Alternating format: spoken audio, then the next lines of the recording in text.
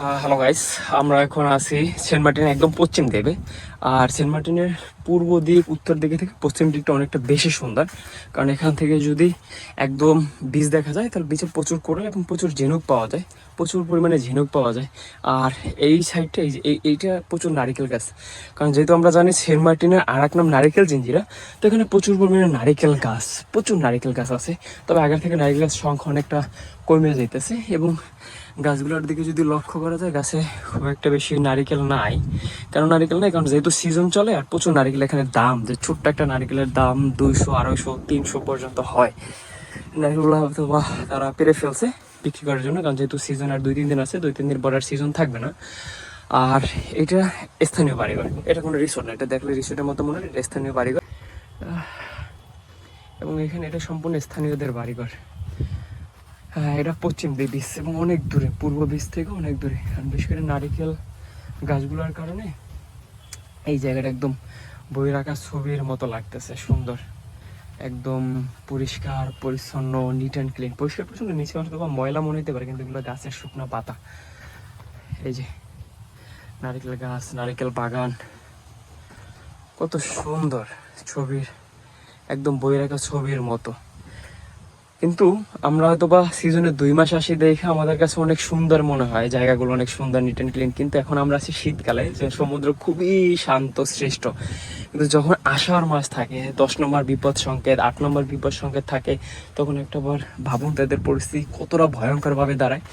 সমুদ্র যখন তার ভয়ঙ্কর রূপ ফিরে আসে, তখন তাদের জীবন বাঁচা নিয়েই হয়তো বা হাহাকার থাকে। এখান থেকে আশ্রয় কেন্দ্রে যাওয়া, আশ্রয় কেন্দ্র অনেকটা দূরে, একদম জেটিঘাট, এখান থেকে জেটিঘাট অনেক দূরে হাইটে গেলে।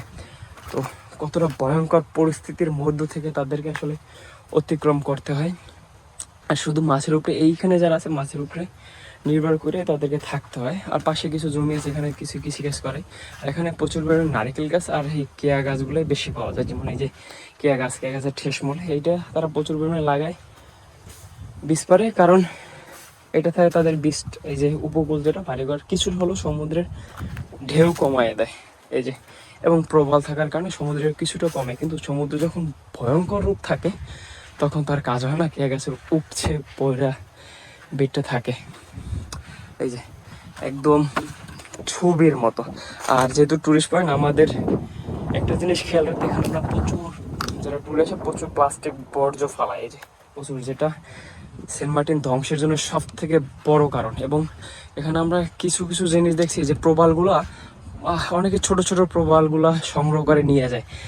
যদি প্রতিদিন আমার যে 5,000 মানুষ আসে, এক একজনের যদি 5টা করে প্রবালও নেয়, তো প্রতিদিন প্রায় লাখের উপরে প্রবাল চলে যাইতেছে, যেটা সেন্ট মার্টিন ধ্বংসের জন্য আরো একটা বড় কারণ। সেন্ট মার্টিন নিচে প্রবাল দ্বীপ, আর এই প্রবালের কারণে সেন্ট মার্টিন দ্বীপটা হয়তো বা টিকে আছে এখানে।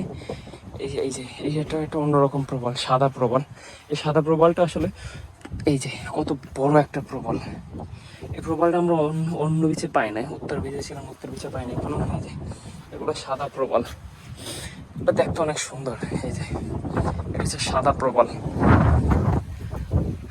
তবে সেন্ট মার্টিন যারা আমরা টুরে আসি না কেন, প্লাস্টিক এবং এগুলো যতটা না ফালানো যায়, এবং প্রবালগুলো যতটা না নেওয়া যায়, কারণ আমরা হয়তো শখের জন্য একটু একটু নিয়ে, এখানে মনে হয় অনেক প্রবাল, কিন্তু প্রতিদিন মানুষ যদি নিতে থাকে অবস্থা বেতাল।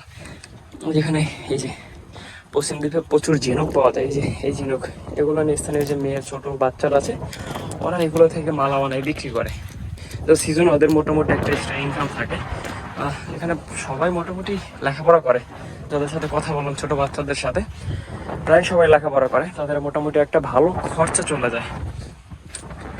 তো সেন্ট মার্টিন যারা ট্রাভেল পেয়ে মানুষ, তাদের অবশ্যই সেন্ট মার্টিন আসা উচিত, এবং সেন্ট মার্টিন অবশ্যই সেন্ট মার্টিন রক্ষা করতে হবে। সেন্ট মার্টিন আমাদের